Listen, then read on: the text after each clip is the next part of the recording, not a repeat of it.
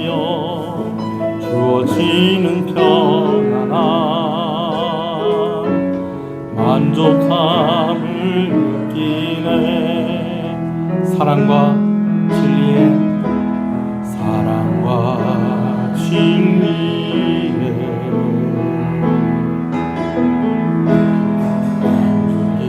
빛보네. 내 몸을 감싸며 주어지는 평안함 그 사랑을 느끼네. 부르신 곳에서 예배하네. 상황에도 나는 예배하네. 부르신 곳에서 예배하네. 상황에도 나는 예배하네.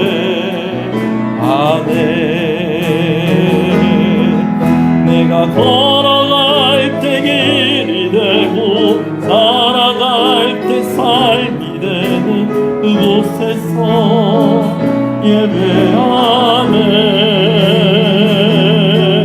내가 걸어갈 때 길이 되고 살아갈 때 삶이 되는 그곳에서 예배하네.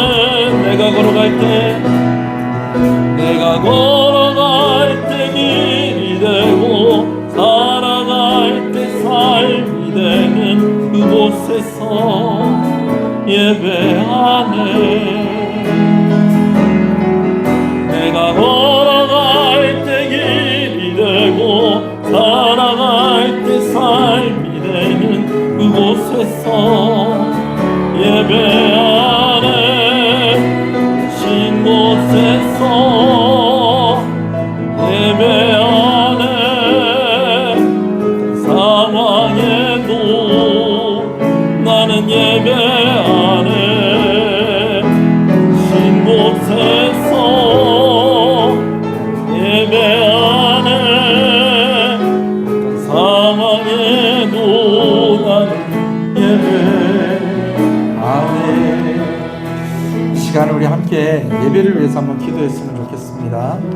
하나님, 여러 가지로 분주한 우리의 마음을 내려놓고 하나님 앞에 나아왔습니다. 이 시간 하나님께서 우리에게 은혜를 주시옵소서. 말씀을 통하여서 성령의 역사하심을 우리가 경험하게 하여 주시옵소서. 또 우리가 말씀을 들으면서 우리의 기도가 응답되어지는 역사를 경험하게 하여 주시옵소서. 성령께서 함께 하시고 성령께서 역사하실 때에 하나님께서 치료하시고 회복시키시고 또 기도 가운데에 응답하시는 하나님의 은혜가 있다는 것을 우리가 알게 하여 주시옵소서. 우리의 자신을 돌아보며 회개하고 또 성령의 충만함을 구하며 우리 하나님께 나아가겠습니다. 주님의 이름을 부릅니다. 주여, 주여.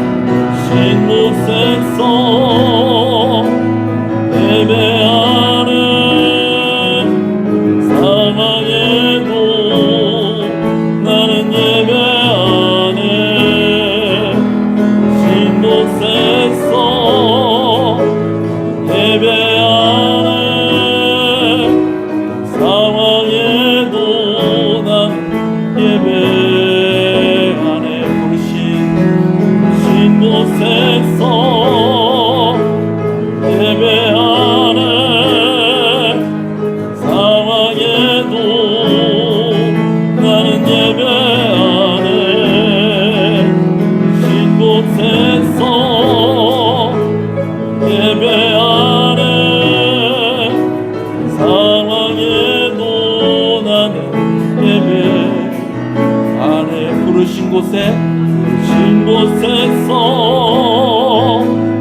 예배하네.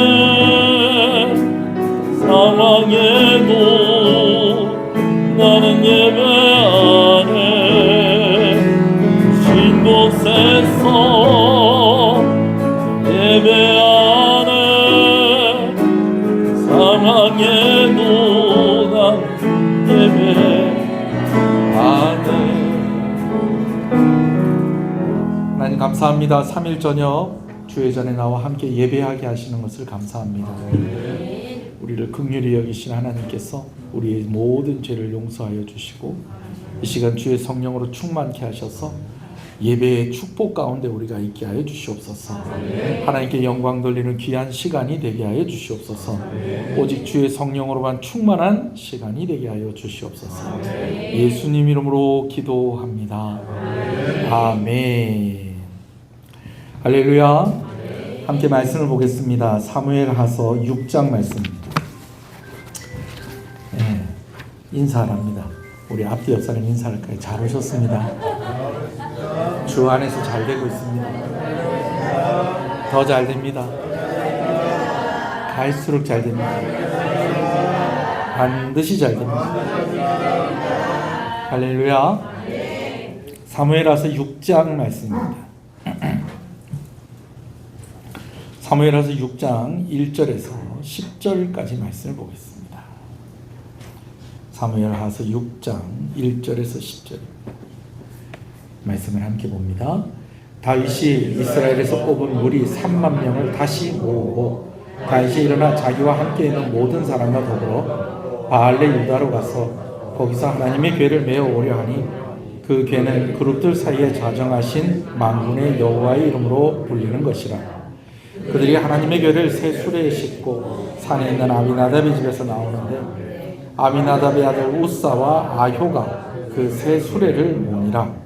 그들이 산에 있는 아미나답의 집에서 하나님의 궤를 싣고 나올 때에 아효는 궤 앞에서 가고 다윗과 이스라엘은 온 족속은 잣나무로 만든 여러 가지 악기와 수금과 비파와 소고와 앙금과 제금으로 여호와 앞에서 연주하더라. 그들이 나곤의 타작마당에 이르러서는 소들의 띠므로 우사가 손을 들어 하나님의 궤를 붙들었더니 우사가 잘못함으로 말미암아 진노하사 그를 그곳에서 치시니 그가 거기에 하나님의 궤 곁에서 죽으니라. 여호와께서 우사를 치심으로 다윗이 분하여 그곳을 베레스 우사라 부르니 그 이름이 오늘까지 이르니라. 다윗이 그날에 여호와를 두려워하여 이르되 여호와의 궤가 어찌 내게로 오리오 하고 다윗이 여호와의 궤를 옮겨 다윗성 자기에게로 메어가기를 즐겨하지 아니하고 가드 사람 오베데돔의 집으로 메어간지라. 아멘. 성경에 나와 있는 이야기는 아닌데 우리가 성경에 있는 여러 인물들을 알고 있고 또 우리 예수님을 알기 때문에 이런 일들은 한번 있을 법도 하다라고 하는 그런 만들어낸 얘기가 있습니다. 제가 지금부터 하는 얘기는 성경에 있는 얘기다 없는 얘기다? 없는 얘기다라는 것입니다. 예수님이 제자들과 함께 요단강 근처에서 함께 이제 제자들을 가르치고 여러 가지로 이제 대화하는 그런 과정 중에서 제자들 중에 한 사람이 배에서 꼬르륵 하는 소리가 나는 거예요. 근데 여러분 참 사람들이 친한 사람들은요 누가 배고프면요 옆에서도 또 같이 배고프고요. 누가 옆에서 하품하면요 또 옆에서 또 같이 하품하고 그럽니다. 여러분 이 공감 능력이 없는 사람은요 옆에서 하품을 해도요 하품 잘 안 한답니다. 그 사람은. 근데 워낙에 공감 능력이 좋은 사람은요 옆에 있는 사람이 하품하면 자기는 2번 3번씩 한대요. 제자들이 다 배도 고프고 한 사람 배에서 꼬르륵 소리가 나니까는 이제 12제자가 돌아가면서 꼬르륵 꼬르륵 꼬르륵 꼬르륵 이렇게 하는 거예요. 예수님이 너가 배고프나? 그런 거예요. 예수님 배고픕니다. 그래? 그럼 우리 뭐 좀 먹을까? 그러더니 예수님께서 하시는 말씀이 저 강가에 가가지고 돌 하나씩 주워온나. 그래서 제자 이 성경에 있는 얘기다 없는 얘기다. 예수님이 돌 주워 와가지고 또 뭐 또 그래 했단다. 오늘 교회 가가지고 내가 오늘 참 처음 듣는 얘기인데 너무 은혜가 되더라. 역시 우리 목사님은 진짜 다르긴 다르다. 없는 얘기입니다. 그러나 있을 법한 얘기다. 돌 하나씩 주워온나 그랬더니 제자들이 탁 가는데 가면서 이제 딱 뒤를 돌았으니까 예수님이 안 보이잖아요. 그러니까 자기네들이 궁시렁궁시렁 얘기를 합니다. 배고픈데 돌은 뭐 하나 주워오라노? 그러면서 무시는 하는데, 야, 그럼 우리 얼마나 거 주워와야 되노? 돌 어떤 거 주워와야 되노? 예수님이 그거는 얘기 안 하시고 막 돌만 주워오라고 그러시네. 어떤 거 주워가야 되지? 네 어떤 거 주워갈 건데? 형님 어떤 거 주워갈 거예요? 그러면서 이런저런 이야기를 이렇게 하다가 이제 드디어 강가에 가서 돌을 하나씩 주워오는데, 여러분 추측하건대 누가 제일 큰 돌 주워왔을 것 같습니까?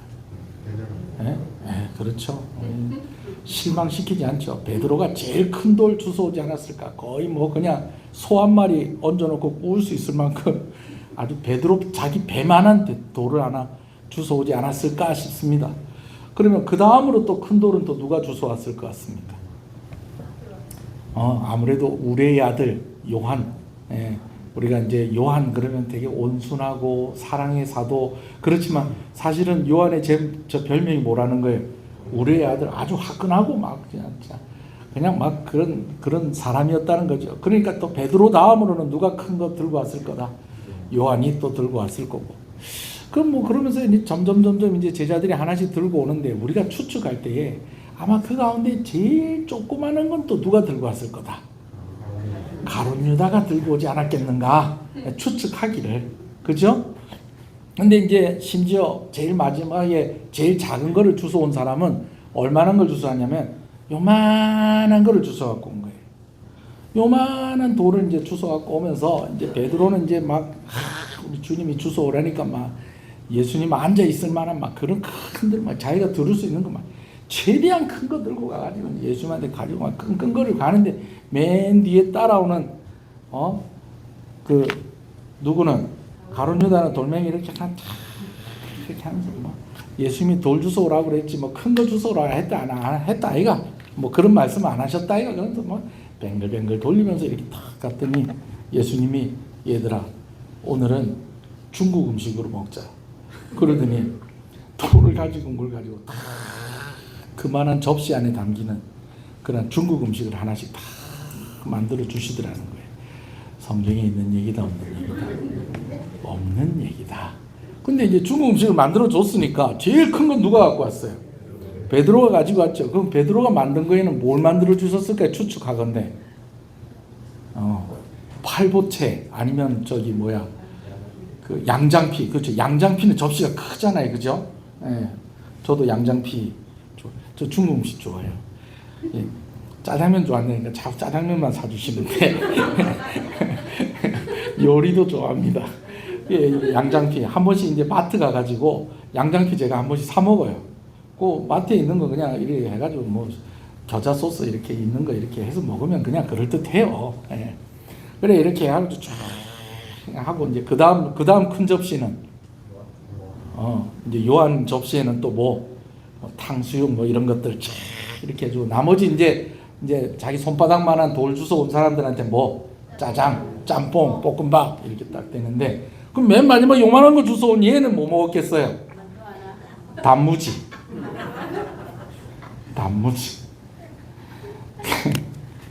제가 오늘 병원 예배 가서도 이 얘기를 했어요. 명절 음식 하는데 이런 일이 있었다. 예수님이 돌 주워오라고 할 때는 이유가 있는 거예요. 그렇죠? 우리가 누구를 신뢰하고 신뢰하지 못하는 것에는요, 이런 차이가 있는 거예요. 어떤 이 사람이 행동을 하거나 어떤 말을 했을 때에 그게 왜 저런 행동을 하지? 왜 저런 결정을 하지? 왜 저런 말을 하지? 이해가 안 될 때가 있다 없다? 있다는 거예요. 근데 그 사람을 신뢰하는 사람은 저렇게 말하는 데는 이유가 있을 것이다. 저런 결정을 한 데에는 사정이 있을 것이다. 저런 일을 한 것에는 뭔가 뜻이 있을 것이다. 계획이 있을 것이다. 여러분, 누군가를 신뢰한다면 그렇게 생각을 한다는 거예요. 근데 신뢰하지 못하면 왜 그러지? 왜 저렇게 생각을 하지? 왜 저렇게 말을 하지? 왜 저런 결정을 하지? 왜 저럴까? 라고 하는 데서 더 나갈 수가 없다는 것입니다. 그래서 오늘 우리가 하나님의 말씀을 다 알지는 못하지만, 그러나 하나님께서 이렇게 명하신 일들, 그런 일들을 우리가 믿고 할 수 있는 것은 우리가 누구를 신뢰할 수 있기 때문에, 하나님을 신뢰할 수 있기 때문에 그런 것입니다. 가끔 말씀을 볼 때에도 우리가 하나님 왜 이렇게 하셨을까? 예수님께서 왜 이렇게 하셨을까 하는 질문이 생길 때가 있다라는 것입니다. 그런데 여러분, 그럴 때 하나님을 신뢰하시는 여러분 되시길 소원합니다. 하나님을 신뢰하면 내가 그게 다 이해가 안 될 수도 있다는 거예요. 이해가 안 되지만은 그러나 하나님께서 이렇게 말씀하실 때에는 이유가 있을 것이다. 또 하나님께서 이런 결정을 하실 때에는 아마 어떤 사정이 있을 것이다. 또 하나님께서 이렇게 결정을 하고 이렇게 행하실 때에는 하나님의 뜻이 있을 것이다 라고 그렇게 생각할 수 있어야 된다는 것입니다. 하나님을 뭐 한다면? 신뢰한다면.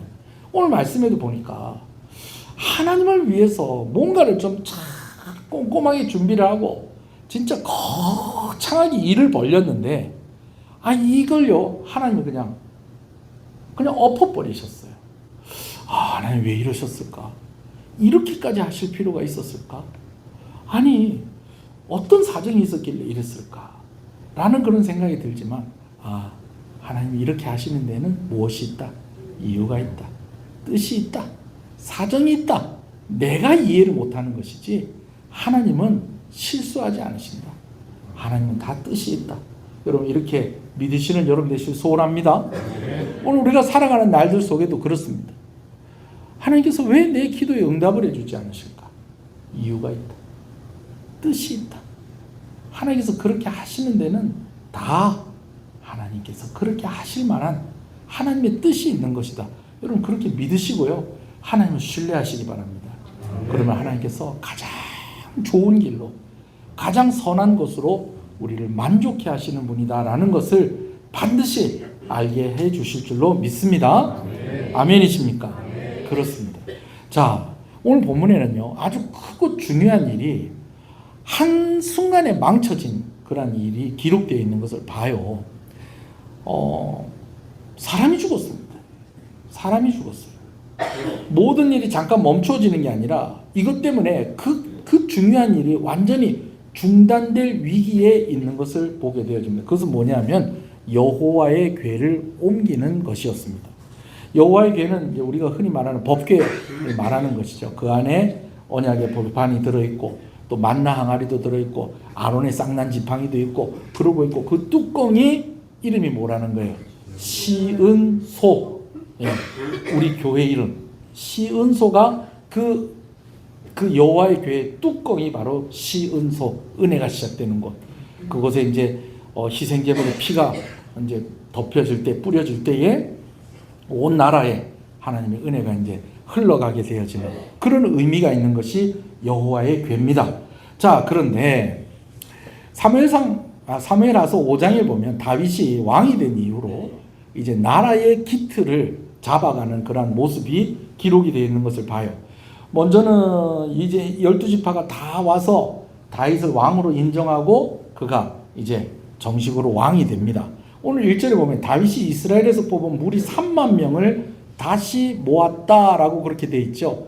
여기서 다시 모았다는 것은 이전에 한번 모인 적이 있다는 거예요, 없다는 거예요? 있다는 거예요. 근데 있었다라는 것이 두 가지가 의미가 있는데 한 가지는 뭐냐면 블레셋과 싸우기 위해서 한번 모였던 거예요. 그리고 또 한 가지는 뭐냐면 다윗이 왕위에 오를 때에 기름 부음을 다시 받습니다. 그것은 무엇을 의미하냐면 무엇이 있었다? 대관식이 있었다는 거예요. 왕위에 오르는 취임식이 있었다는 거예요. 그때에 각 지파들마다 대략 한 3만 명씩. 그러면 한 몇 명쯤 모였을까요? 12지파니까. 한 35만 명, 뭐 33만 명, 뭐 36만 명 이쯤 모인 겁니다. 예. 그 사람들이 모였었는데 또 전쟁이 있어서 블레셋 쌓고 전쟁한다고 또 모였었는데 또 다시 모았다는 거예요. 뭐 하려고? 여호와의 궤를 운반하려고. 근데 이제 이전보다는 좀 숫자가 적지요. 그렇지만 그 사람들을 모은 데는 이유가 있는 거예요. 이 여호와의 궤를 옮기는 이 과정들을 온 이스라엘 백성들에게 그들이 증인이 되어서 가서 이야기해주고 가르쳐주라는 의미로 그들을 부른 것입니다. 그리고 그 가운데 3만 명 안에 들어간 사람들은 어떤 사람입니까? 그 안에서 리더가 되는 사람이에요. 제가 1988년 올림픽 할 때는 정확하게 기억이 안 나요. 86 올림픽 하기 전에 그 전전해에 뭘 했었죠? 86 아시안 게임을 했잖아요. 저희 할아버지가 저기 부산 영도구 동삼동 매통 반장님이셨어요. 그때 아시안게임 리허설 하는데, 그 아시안게임 개막식 리허설 하는데 전국에 있는 반장들 다 그 올림픽 스타디움에 다 초청을 해가지고 그 사람들이 다 지켜보는 가운데 리허설을 했어요. 그래서 저희 할아버지 가셨을까요? 안 가셨을까요? 저희 할아버지 그런 데는 꼭 가세요. 갔다 와서 이제 저희한테 얘기를 해주는 거예요. 아, 대단하더라. 대단하더라. 여러분, 중요한 행사를 하니까 중요한 사람들을 모은 거예요. 그래서 이 일을 한번 제대로 해보자. 그러면서 이제 사람들을 모았는데, 그 사람들이 또 무엇도 하는 사람들이다. 나라를 지키고 유사시에는 군인도 되는 거예요. 그런 사람들 모아놓고 또 성가대를 조직을 하는데, 그냥 뭐 노래 잘하는 사람 한두 사람 불러놓고 이렇게 하는 게 아니고, 이번에도 한산 대첩할 때 가수 몇 명 왔습니까? 뭐 상당히 왔죠. 그리고 또 뭐 이제 스태프들하고 막 이렇게 오는데, 오늘 본문에 나와 있는 기록만 봐도 온갖 악기들이 다 동원이 되고 큰 성가대가 조직이 돼가지고 진짜 그야말로 법궤가 예루살렘을 향해서 한 걸음 한 걸음 한 걸음 한 걸음 나아갈 때마다 무엇이 울려 퍼지도록, 찬송이 울려 퍼지도록. 그러니까 다윗이 준비를 잘 한 거예요. 거기다가 또 이제 무슨 준비를 했느냐? 아니지. 제가 얘기가 지금 딴 데로 가버려서 88 올림픽 얘기가. 저를 가버렸는데, 미안해라. 나라에 이제 12지파가 와서 그렇게 한 번씩 모여서 이제 대관식 한 거예요. 무슨 얘기인지 아시겠죠?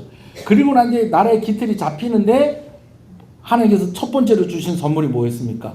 예루살렘을 정복하게 하고 그 성을 무엇으로 삼게 하십니까? 수도로 삼게 하십니다.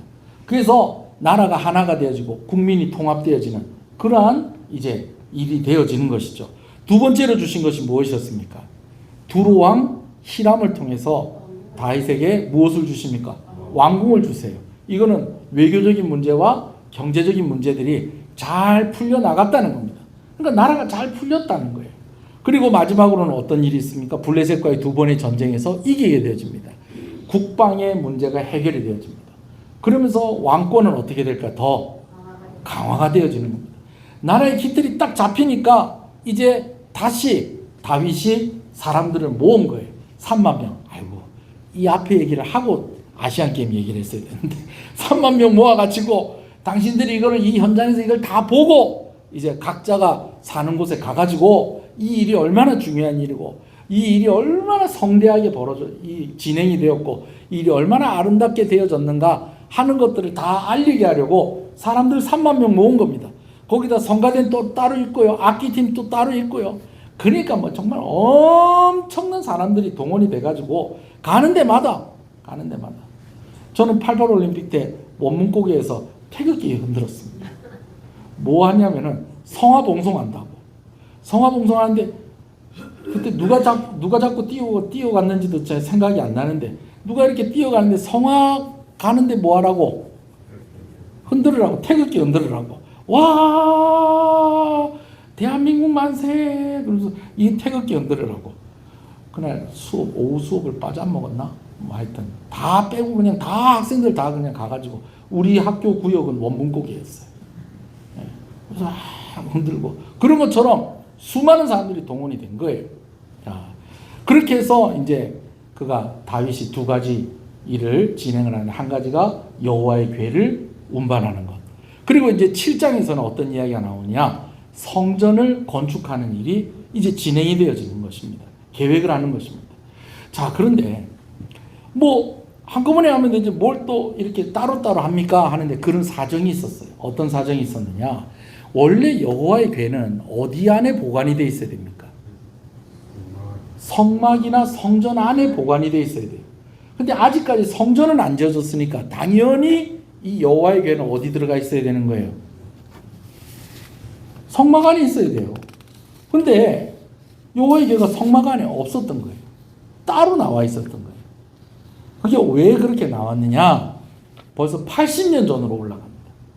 80년 전에 어떤 일이 있었느냐? 지금 다윗이 여호와에게로 옮기려고 하기 80년 전에 엘리 제사장의 아들인 홈리와 비느하스가 그때 당시에 이스라엘의 사사의 역할을 또 맡고 있었어요.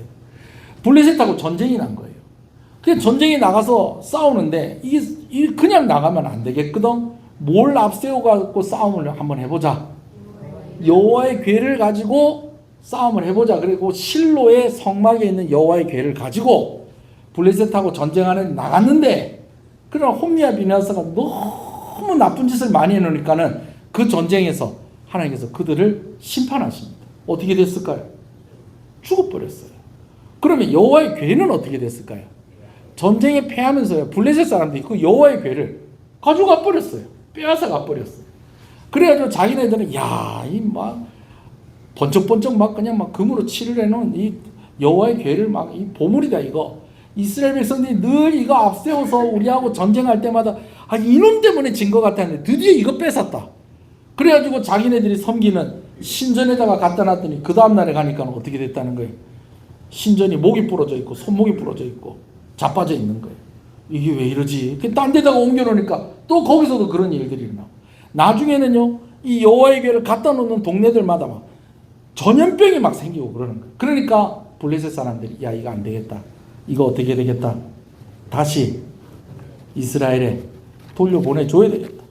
그래갖고 수레에다가 이걸 실어가지고 이 젖 먹는 젖 먹이는 소에다가 소가 이걸 끌고 가게 해가지고 이스라엘 땅에다가 보내버립니다.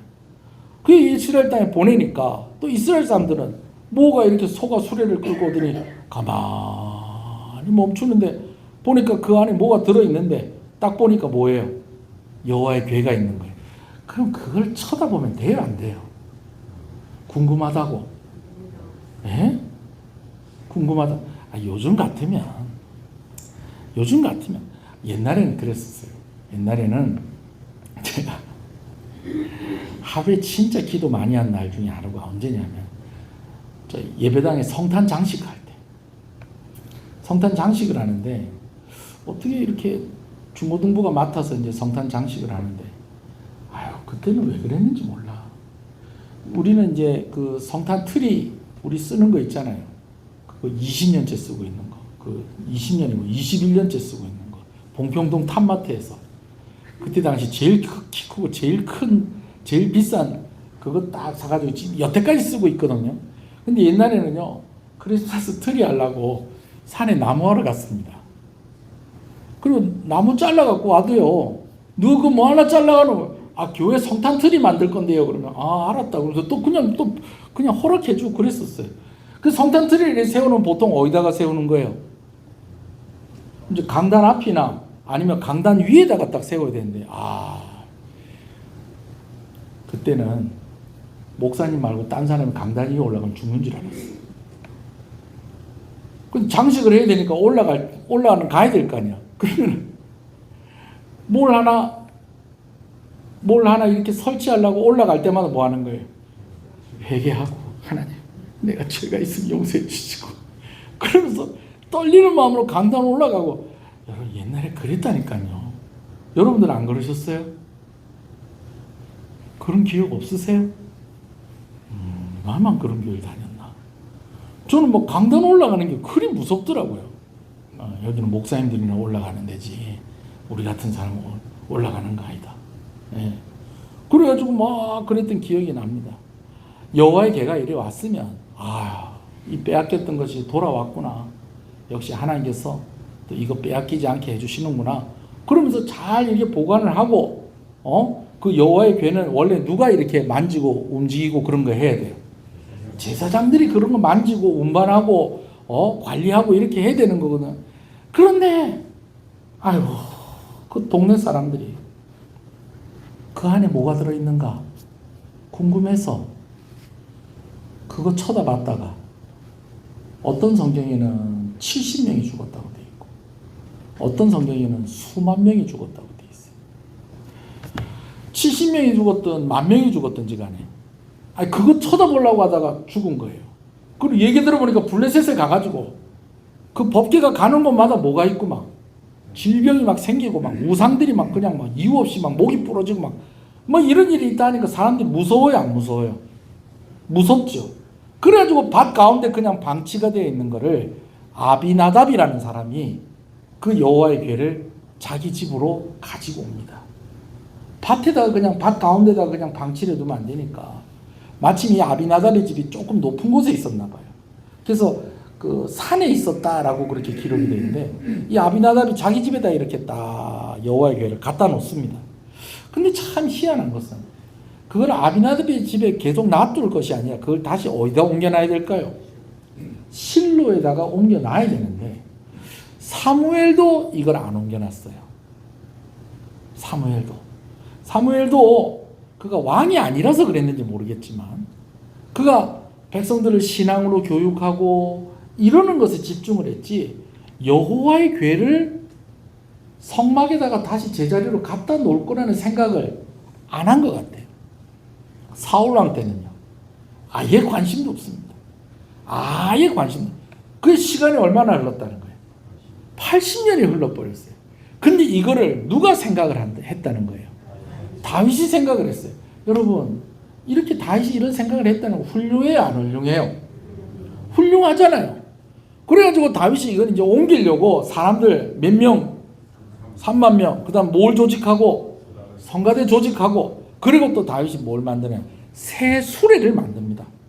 새 수레다라고 할 때는 딱 이거 옮기려고 특수 제작한 수레인 거예요.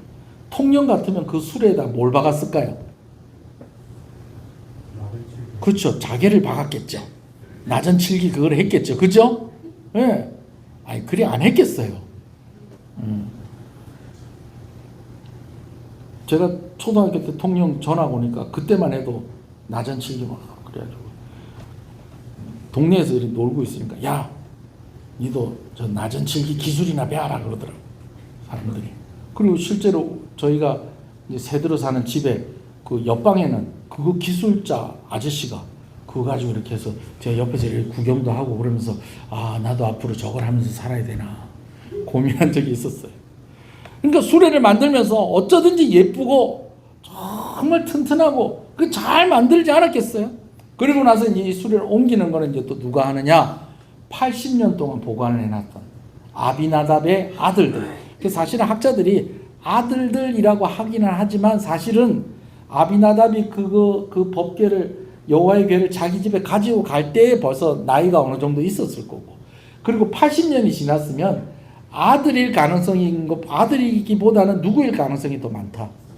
손자들일 가능성이 많다. 그렇게 이야기를 합니다. 그러나 뭐 아미나답의 집 자손들 그렇게 하는 것보다 아미나답의 아들들 그냥 그렇게 표기를 한 것 같아요. 그래갖고 이 아들들 둘을 이제 그 수레 앞에다 딱 세워가지고 이제 수레가 이제 움직이는데 이제 여호와의 궤가 움직이는 그 일을 총괄하도록 한 겁니다. 그런데 이 수레가 이제 잘 가는데 가다가 이 어디에 이제 도착을 했냐면 어디입니까? 나곤의 타작마당을 지나가는 중에 갑자기 이 수레를 끌던 소들이 막 그냥 펄쩍펄쩍 뛰면서 막 이렇게 하는 거예요. 그러다 보니까 그들의 몸에 그 소에 매여 있었던 수레는 또 어떻게 될까요? 흔들흔들 하는 겁니다. 흔들흔들 하는데 그 수레 위에 뭐가 얹어져 있어요? 여호와의 궤가 얹어져 있는데 여러분 이 궤도 궤지만 그 위에 뚜껑이 뭐라고요? 시은소예요. 시은소. 그거 이렇게 막 천사 날개가 이렇게 하고 있는 막 이런 그런 건데 자빠져가지고 그거 부러지고 하면 이거 어떻게 되는 거예요? 큰일 나는 거잖아요. 그러니까 이 일을 맡아서 했었던 누가? 예? 우사 맞습니까? 예. 제가 오늘 원고를 제가 보던 방식이 아니라 좀 다시 해요. 우사가 그거 넘어지겠다 그래서 쿡 잡았는데 그 자리에서 죽어버렸어요. 깔려서 죽은 것도 아니고 하나님이 그를 죽이셨어요. 이해가 돼요? 이 지금 누구 위해서 하는 일이에요? 하나님 위해서 하는 일이에요. 이를 보면 준비한 것들도 많아요, 안 많아요? 준비한 거 많아요. 사람이 동원된 것만 3만 명이에요. 여러분, 나라에서 오라고 그럴 때는 밥도 주면서 오라고 그럴까요? 밥 안 주면서 오라고 그럴까요? 밥 주면서 오라. 여러분, 3만 명 한 개 주면 얼마쯤 할까요? 100원짜리 빵을 줘도 1000원짜리 빵을 하나씩 줘. 요즘 1000원짜리 빵도 없어요. 예. 초코파이 하나씩만 줘도 엄청난데. 그렇게 동원해서 80년 동안 방치가 됐던 여호와의 교회를 예루살렘으로 옮기고, 그 다음에 또 성전도 지을 계획을 가지고 그러고 있는데, 하나님께서 여호와의 교회에 손을 댄 그 사람을 죽여버린 거예요. 사람이 죽고 나니까 수레를 옮기던 사람들도 어떻게 됐을까요? 혼비백산하는 거죠. 잘못하면 누구도 나도 죽겠구나. 그거를 그냥 조용히 은밀하게 밤중에 아무도 모르게, 그랬으면 또 모르겠는데 그걸 몇 명이 쳐다보고 있는 거예요. 3만 명이 쳐다보고 있는 거예요. 제일 낙심이 됐던 건 누구였을까요? 다윗이 낙담이 됐는 거예요. 그래서 오늘 말씀해 보니까 다윗이 어떻게 했었다고요? 다윗이 8절에 시작. 여호와께서 우사를 치심으로 다윗이 뭐하여? 분하여 하나님 앞에 섭섭했다는 거예요. 어떻게 이러실 수 있습니까? 아니, 어떻게 이런 일이 일어날 수 있습니까? 아니, 소가 뛰어서 그거 안 넘어지게 하라고 잡았는데 어떻게 그 사람이 죽습니까? 사람이 죽고 나니까 다른 사람들도 같이 이걸 계속해서 하려고 그래, 안 하려고 그래요? 이미 벌써 다 도망가고 없지. 3만 명이 다 누구 쳐다보는 거예요, 이제는? 다윗 쳐다보고 있는 거예요. 말라, 저 가만히 놔두면 될 건데 저 건드려가지고. 우리 꼭 이런 상황 되면 그런 얘기 하잖아요. 그만 가만히 있지. 그냥 가만히 있지 말라 건드려가지고. 다 이렇게 보는 거예요.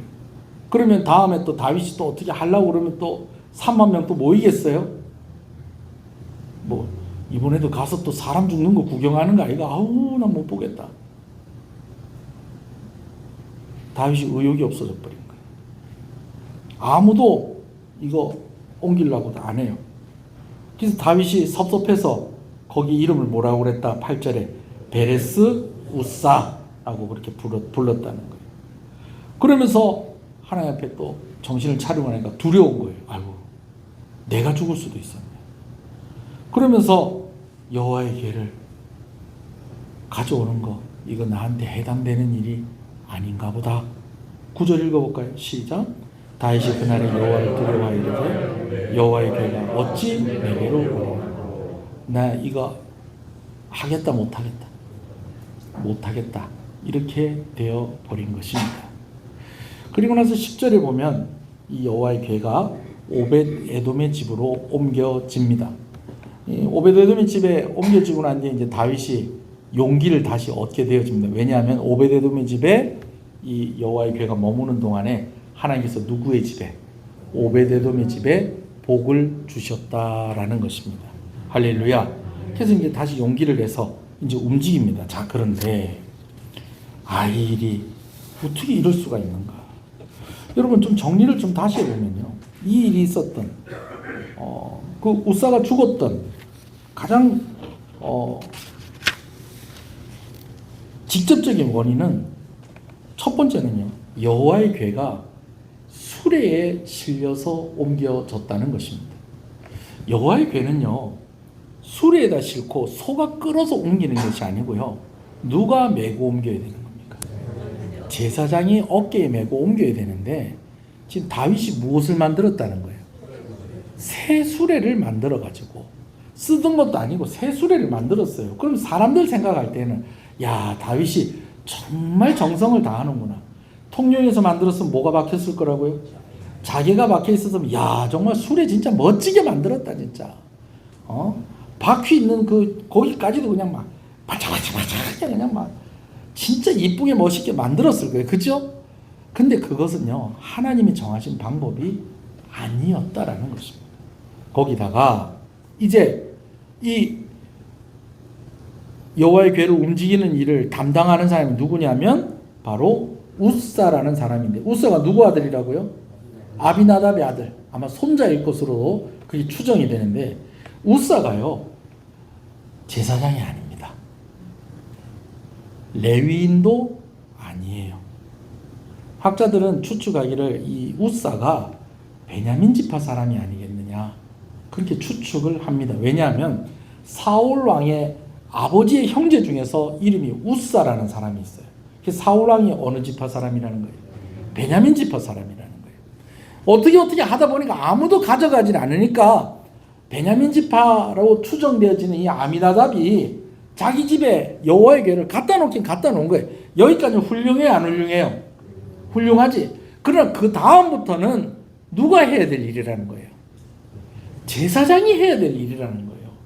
근데 자기가 제사장도 아니고 레위 사람도 아니면서 이 일을 주관해서 가더니 기어코 흔들리니까 그거 안 넘어지게 하려고 손을 탁 댄 것이 그냥 우사가 죽어버린 것입니다. 자, 그런데요, 여러분, 우사라는 이름이 있는 게 아니라 우사의 동생으로 추정된 아효라는 사람이 한 사람 더 있는데, 이 사울 왕의 그 아버지의 동생 중에 아효라는 사람이 있어요. 그래서 베냐민 사람이 아니겠느냐, 그래 추측을 합니다. 자, 그런데요, 이게 이렇게 단순한 이유로 하나님께서 징계를 하셨겠느냐? 어떻게 생각하세요? 수레 옮기면 안 되는데 수레 옮겼다는 거예요. 제사장이 아니면 손대면 안 되는데 우사가 손을 댔다는 거예요. 여러분, 하나님이 이렇게까지 하시는 데는 이유가 있다는 겁니다.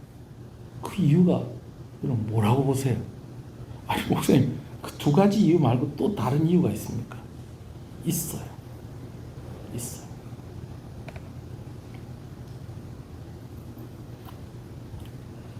왕이 수레를 만들어서 그걸 옮기려고 그래요. 그러면 누군가가 그거 그렇게 옮기는 거 아닙니다. 여호와의 궤는 제사장들이 어깨에 메고 그렇게 옮겨야 됩니다. 하나님이 그렇게 옮기라고 말씀을 해주셨습니다. 이거 얘기해 줄 사람이 있어야 돼요, 없어야 돼요? 이거 얘기해 줄 사람이 있어야 돼요. 우사가 80년 동안 보관하고 있었으니까, 자기 집에 아비나답 때부터, 할아버지 아비나답 때부터 자기 집에 보관을 하고 있었으니까, 그래, 누가 이때까지 보관 잘했으니까 앞으로도 네가 한번 잘 맡아서 해봐라. 네가 옮기는 것도 누가 해봐라. 우사하고 아효하고 너 동생하고 같이 둘이서 한번 잘 해봐라. 그렇게 하면 누군가 제사장이 그 일을 해야 됩니다. 제사장도 아니고 레위 사람도 아닌 우사하고 아효하고 이거 하면 안 됩니다라고 누군가는 이야기를 해줘야 돼요, 안 해줘야 돼요? 해줘야 돼요. 근데 그 얘기를 해줄 사람이 없었다는 거예요. 그 얘기 해줄 사람이 없었다는 거예요. 하나를 더 할게요. 원래 여호와의 궤는 어디 들어가 있어야 돼요? 예? 어디 들어가 있어야 돼요? 성전이나 성막 안에 있어야지. 근데 성전이나 성막 안에 있어야 될 그게 몇 년 동안? 80년 동안 아비나답의 집에 있었다. 이거 저렇게 놔두면 안 된다고 누가 얘기를 해줘야 돼요, 안 해줘야 돼요? 그런 얘기를 누가 해줘야 되는 거예요. 누가 해줘야 돼요. 그럼 누가 해줘야 될까요? 누가 해줘야 될까요? 선지자나 제사장이나, 특히 제사장들, 그 일을 맡은 사람들. 그리고 선지자도 얘기 안 하고 제사장도 얘기 안 하면 그래도 그걸 알고 있는 사람이 있을 거 아니에요. 그래요, 안 그래요? 그 사람들이 얘기를 해줘야 될 거 아니에요.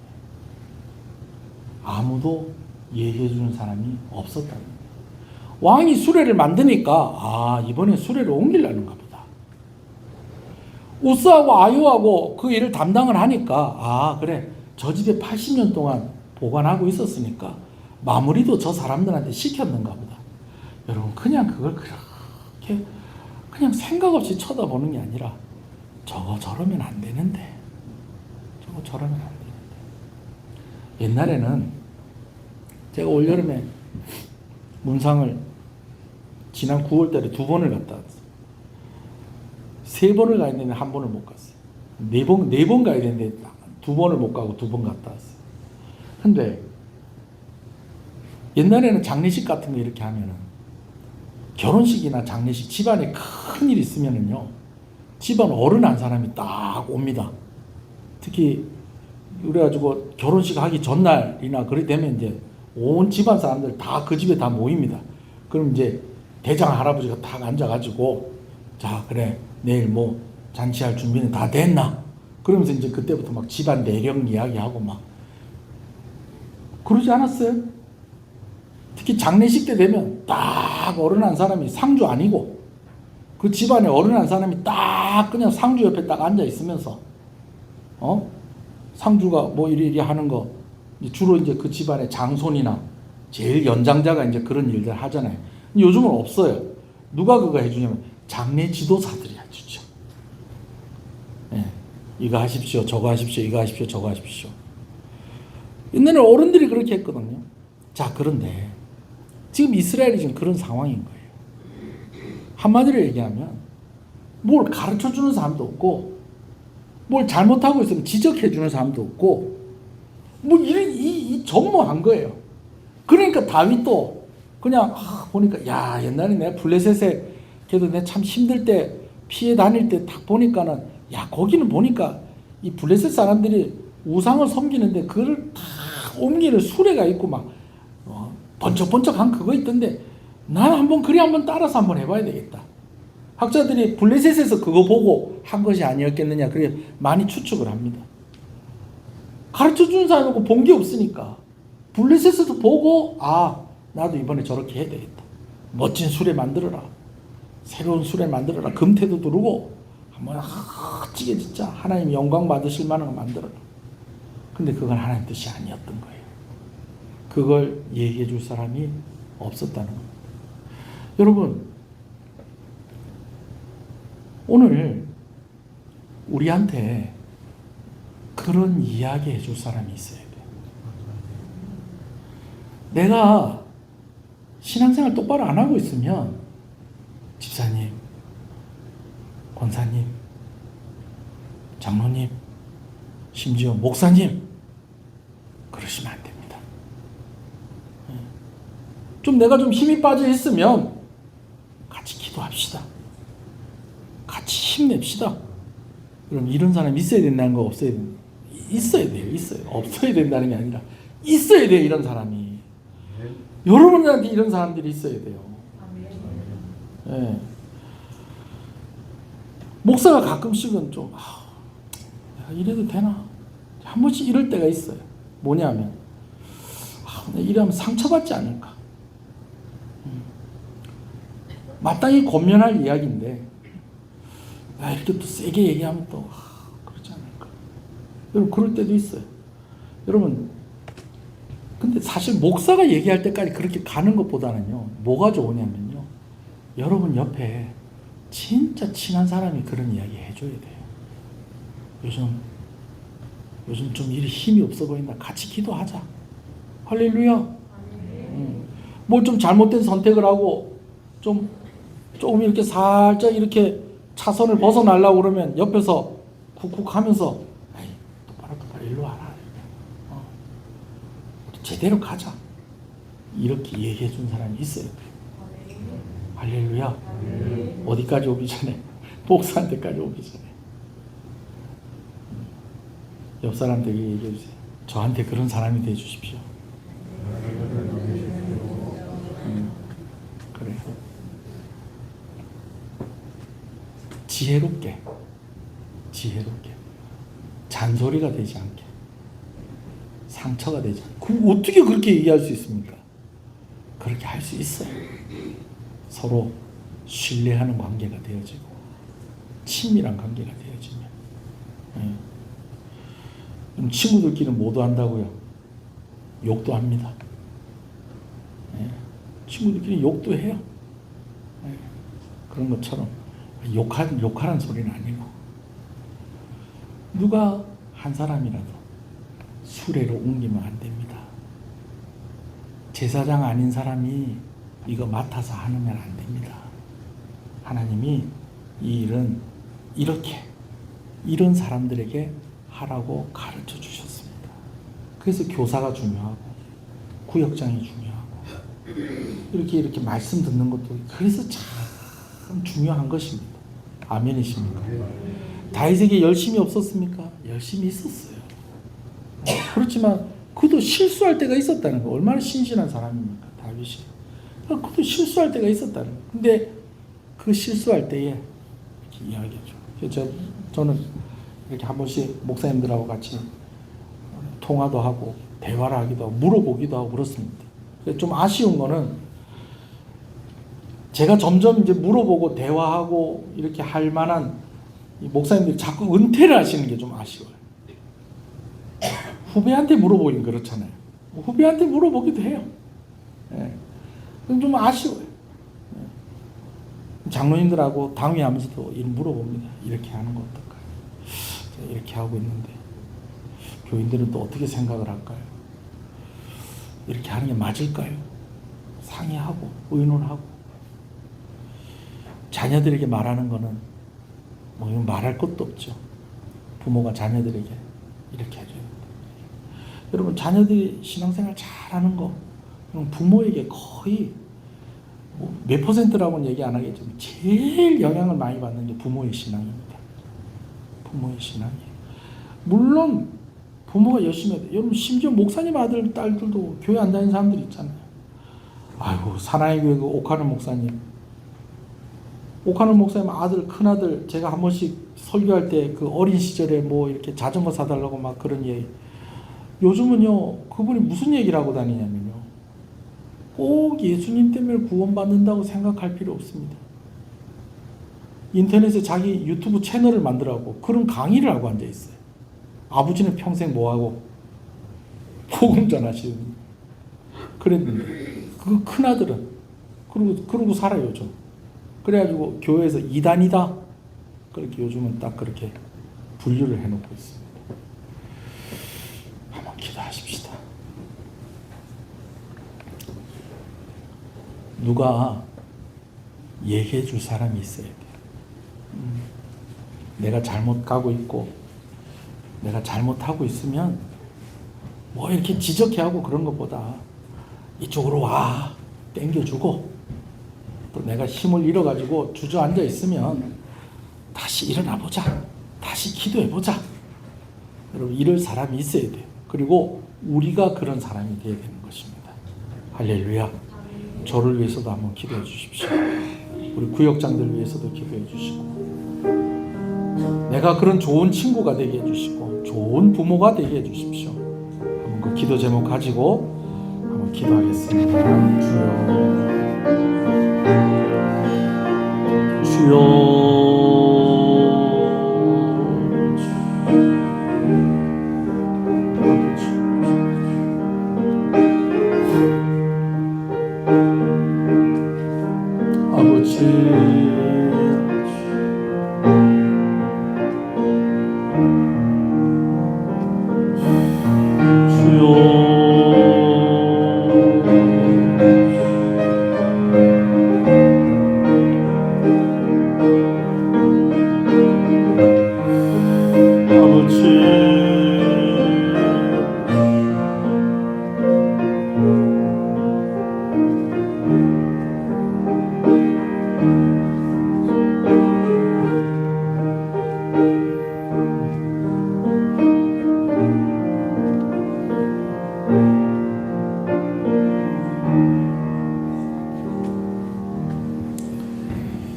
여호와에게는 수레로 옮기는 것이 아니었습니다.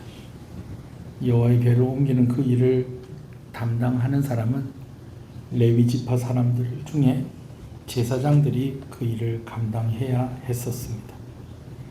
그러나 잘 한다고 한 것인데 수레를 만들어서 여호와의 궤를 옮기려고 했었고 80년 동안 그것을 관리했었던 그 사람들에게 그 일을 맡겼습니다. 하나님의 방법이 아니고 하나님이 정한 사람이 아니었길래 그 비극이 일어나고 말았습니다. 그러나 그거보다도 더 근본적인 이유는 그렇게 잘못 진행이 되어지고 있는 가운데에 그곳에 3만 명이 모여 있었고 수많은 성가대도 있었고 그 안에 제사장도 있었을 것이고 얼마나 많은 사람이 있었을 것인데 아무도 다윗에게 그렇게 하면 안 된다고 이야기해 주는 사람이 없었다는 것입니다. 하나님, 오늘 우리의 곁에 우리가 신앙생활 잘 할 수 있도록 함께 걸어가는 지혜롭고 성령 충만한 사람들이 있게 하여 주시옵소서. 그리고 우리가 또한 그런 사람들이 되게 하여 주시옵소서.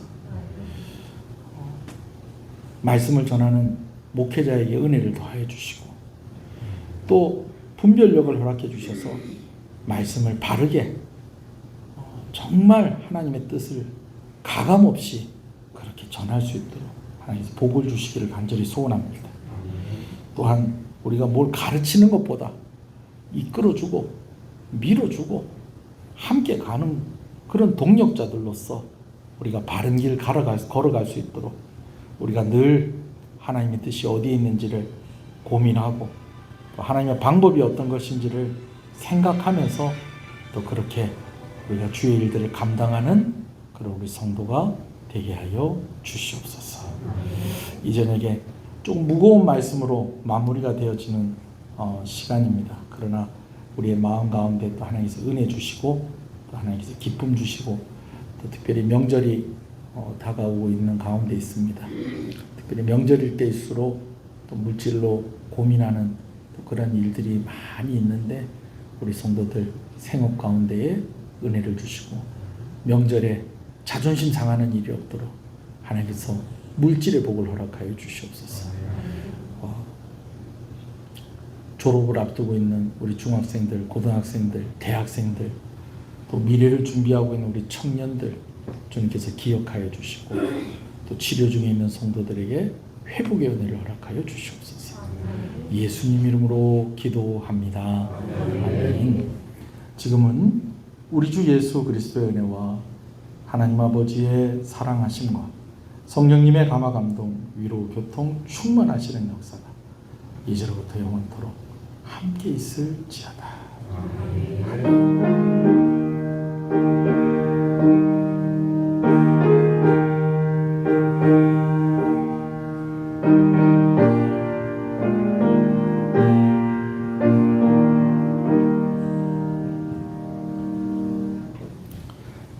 예배를 마쳤습니다.